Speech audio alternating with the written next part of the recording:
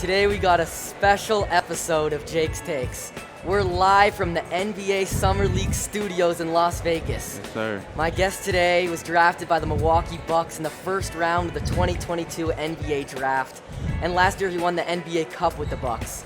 He's now with the New York Knicks. It's my absolute honor to welcome to Jake's Takes Marjon Beauchamp. Yes, What's up, Marjon? How you doing? Man, I'm blessed, man.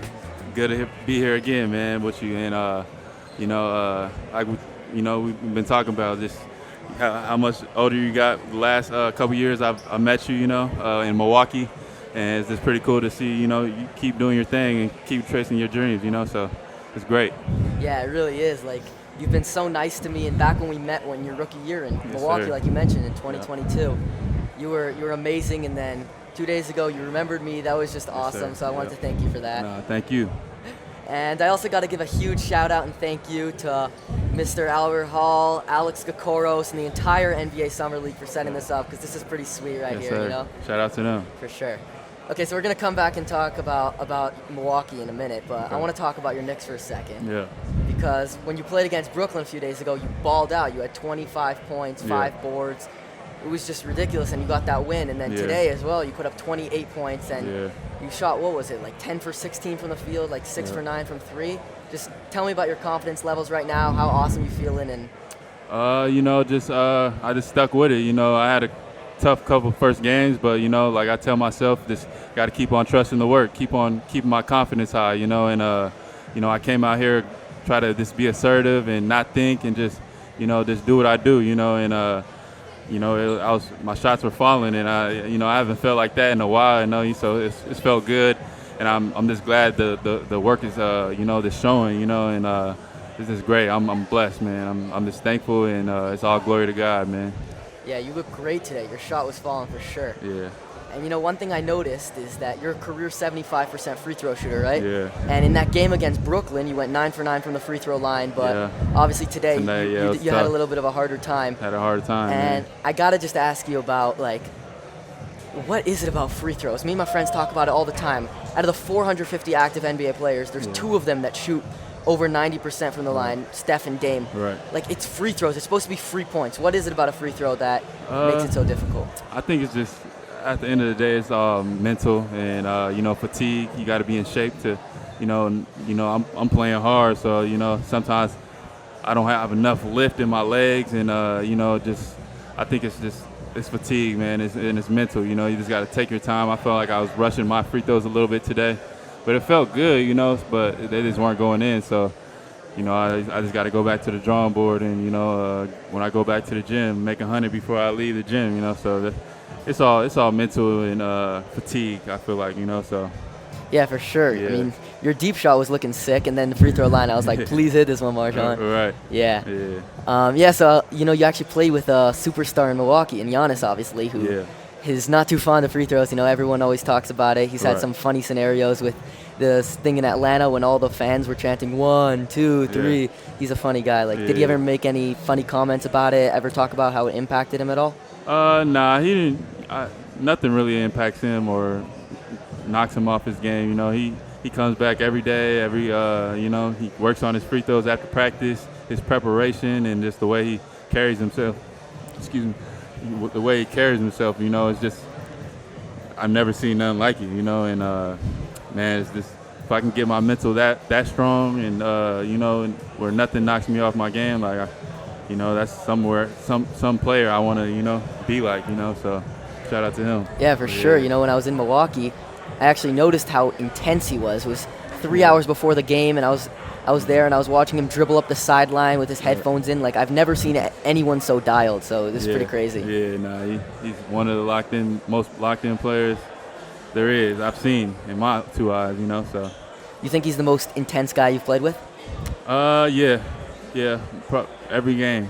Like, he don't take no days off, he might like chill in the practice, but when it's game time, it's time.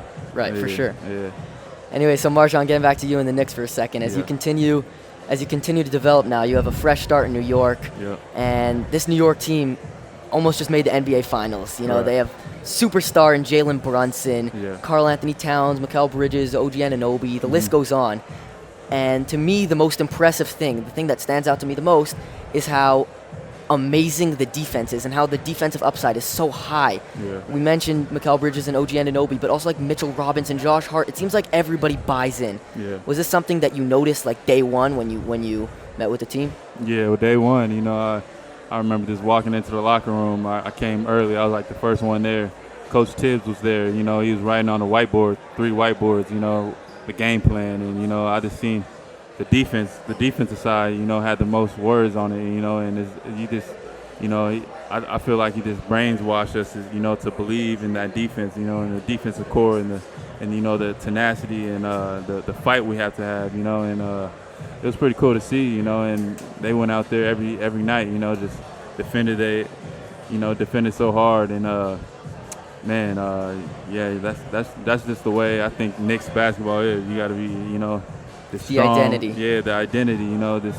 Right. You got to bring it every day, every night. And there's no nights off. Exactly.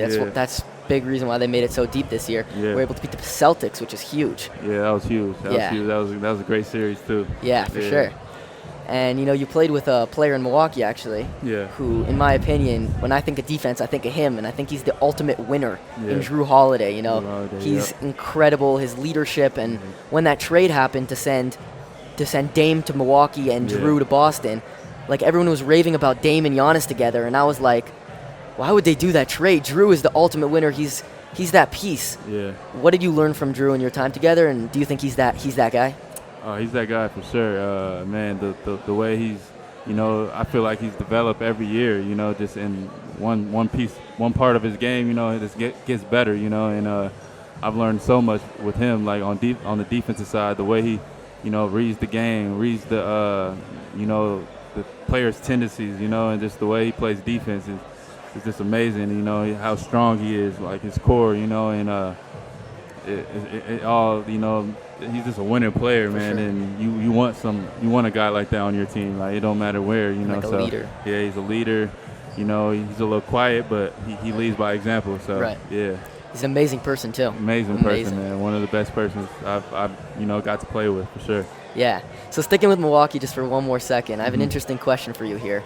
So you were a first-round pick, and you went to a team that was literally coming off the heels of a championship. Right. So like on the one hand, you're getting into like a winning culture. You understand what it takes to win. Yeah. But on the other hand, like as a rookie, it's all about reps. It's all about like getting those minutes in. Do you feel like that was better or worse for your development? I wouldn't say it was better or worse. I feel like you obviously want to play, but just being around a championship team, I've learned so much by my first year with Drew Holiday, Chris Middleton, Bobby Portis, Giannis. Even playing with Dame my second year. I just learned how to be a pro early. And I don't know if I was able to get that. If I went to a young team, I don't know, but I got to play a little bit. Chris Middleton being out, and it's just I feel like it was good for me too. Builds character, you be able to. Character. Exactly. You got to go through. You got to fight through. When you're not playing, you got to stay ready. You just don't know when your name's gonna get called. So, I think it prepares you, man, for what you're gonna have. Like in the NBA, you're gonna go through challenges every year. Right. Every year. So. And it's very relevant to this year because the top draft picks in Cooper Flagg, Dylan Harper, and VJ Edgecombe, all three of them went to really good teams. Like they're gonna have to go through the same exact thing. Right. Okay, so last question.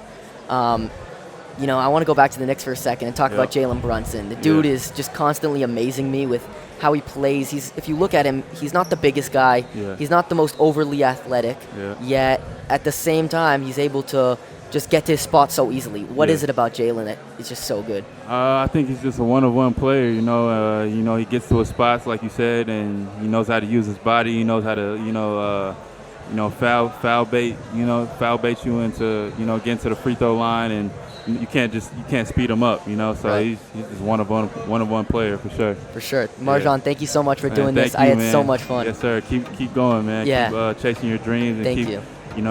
Don't let anyone tell you can't do nothing. I won't. For sure. Yes, and sir, big shout out to the NBA Summer League yes, sir. and Albert Hall. Thank you so much. This is awesome. Yep. Thank you.